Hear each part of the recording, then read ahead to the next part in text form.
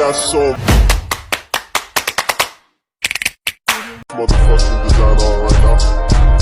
Bring it down, bring it down, bring it down. I got 3 old guys to Hai, Assalamualaikum warahmatullahi wabarakatuh. Perkenalkan, nama saya Nur Wismatul Aliyah dari kelas 3 PAIA dengan nomor induk mahasiswa 22411040237. Video ini dibuat untuk memenuhi tugas UTS mata kuliah sumber belajar PAI berbasis multimedia. Yang pertama, apa urgensi pemahaman sumber belajar PAI berbasis multimedia bagi calon guru PAI? Menurut saya, urgensi pemahaman sumber belajar PAI berbasis multimedia bagi calon guru PAI yaitu dengan memanfaatkan multimedia sebagai proses pembelajaran, khususnya dalam studi pendidikan agama Islam, supaya dapat berlangsung lebih efektif dan efisien. Nah, sehingga tujuan-tujuan dari pembelajaran tersebut dapat tercapai dengan baik. Namun dalam pembelajaran pendidikan agama Islam ini juga sangat diperlukan untuk mengembangkan proses pembelajaran dengan melibatkan peran multimedia. Karena dengan adanya multimedia itu dalam pembelajaran, maka proses pembelajaran itu akan lebih menarik dan mampu meningkatkan pemahaman siswa sendiri. Selain itu juga dapat merangsang siswa ikut berperan aktif dalam proses pembelajaran. Nah, oleh karena itu sebagai kita calon guru PAI sudah seharusnya dapat menyediakan media sebagai proses pembelajaran yang berbasis multimedia seperti PPT yang berisi audio dan gambar, video YouTube animasi, dan buku digital. Sehingga dalam proses pembelajaran itu akan lebih tertarik dan siswa juga lebih terpusat perhatiannya terhadap materi itu karena rasa ingin tahunya yang tinggi untuk mempelajari materinya karena dengan media tersebut yang dibawakan oleh guru atau pendidik. Yang kedua, teori psikologi pendidikan yang ada kaitannya dengan sumber belajar PAI yaitu teori sibernetik yang memiliki kesamaan dengan teori kognitif. Karena pada teori ini lebih mengutamakan pada proses belajar yang bukan hanya berorientasi pada hasil belajar siswa. Nah, pada teori sibernetik ini itu tentunya ada kaitannya dengan urgensi pemahaman multimedia karena pada teori ini itu lebih menekankan proses belajar siswa yang melibatkan dengan multimedia dalam proses pembelajaran. Dalam melibatkan multimedia ini dalam proses pembelajaran, maka siswa akan dapat lebih cepat untuk memahami materi yang disampaikan oleh guru atau tenaga pendidik. Nah, dengan demikian teori konstruktivisme itu juga dapat memberikan penekanan pada keaktifan siswa dalam pembelajaran, sehingga proses dalam belajar siswa itu dapat membantu pemahaman serta pola pikir secara mandiri tanpa adanya seorang guru ataupun pendidik. Yang ketiga, aplikasi yang dapat digunakan untuk pembelajaran PAI berbasis multimedia. 1. Microsoft PowerPoint. Kelebihan dari Microsoft PowerPoint yaitu 1.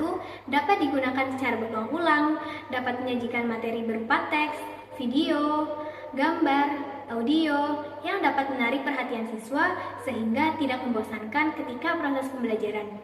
Yang ketiga, dapat diaplikasikan di semua jenjang kelas dari mulai SD, SMP, SMA, bahkan perguruan tinggi. Kemudian untuk kekurangan dari Microsoft PowerPoint itu sendiri yaitu membutuhkan keterampilan untuk menyajikan ide-ide yang menarik sehingga tidak monoton bagi siswa. Yang kedua, sangat bergantung terhadap energi listrik karena harus menyalakan laptop dan proyektor. Yang ketiga, jika penyajian slide pada PowerPoint kurang menarik, maka akan membuat suasana belajar menjadi membosankan sehingga kurangnya siswa dalam memperhatikan materi tersebut.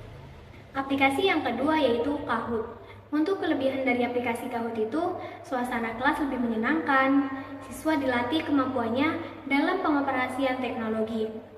Karena pada zaman sekarang sudah maraknya teknologi terhadap pembelajaran. Yang ketiga, pembelajaran menjadi lebih interaktif sehingga dapat meningkatkan motivasi dan berpengaruh pada siswa dalam belajar.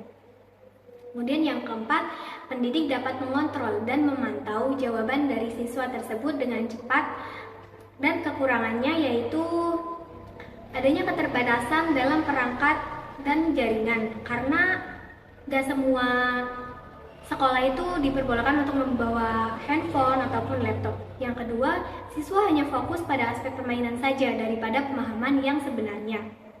Kemudian untuk aplikasi yang ketiga, Google Classroom. Kelebihan dari Google Classroom itu yaitu mudah mengelola tugas yang diberikan oleh guru. Yang kedua, mudah meninjau tugas sebelum dikirim. Kemudian yang ketiga, mudah melihat pengumuman dari guru baik itu absensi, materi, maupun tugas-tugas.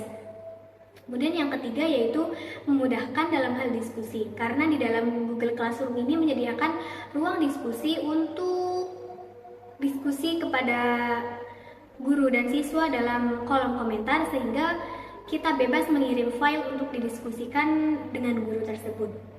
Adapun kekurangan dari aplikasi Google Classroom ini, satu, tampilannya yang kurang menarik bagi siswa sehingga merasa bosan. Yang kedua, adanya keterbatasan jaringan ketika hendak mengirimkan tugas. Namun yang keempat, penggunaan aplikasi Microsoft PowerPoint dalam pembelajaran KI berbasis multimedia. Nah, pada aplikasi Microsoft PowerPoint ini menyediakan beberapa fasilitas.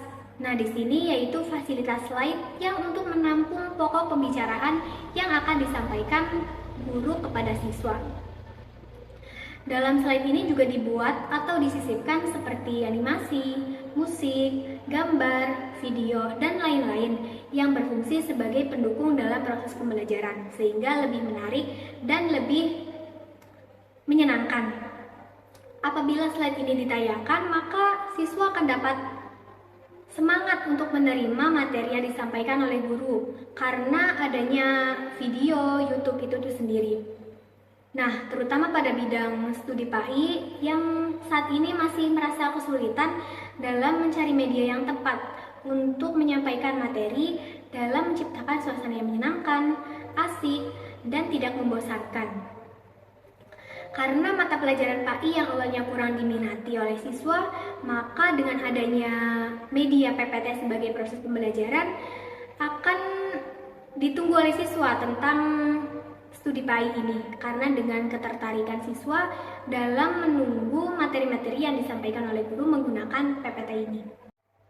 Nah, mungkin itu jawaban dari saya mengenai tugas UTS mata kuliah sumber belajar PAI berbasis multimedia.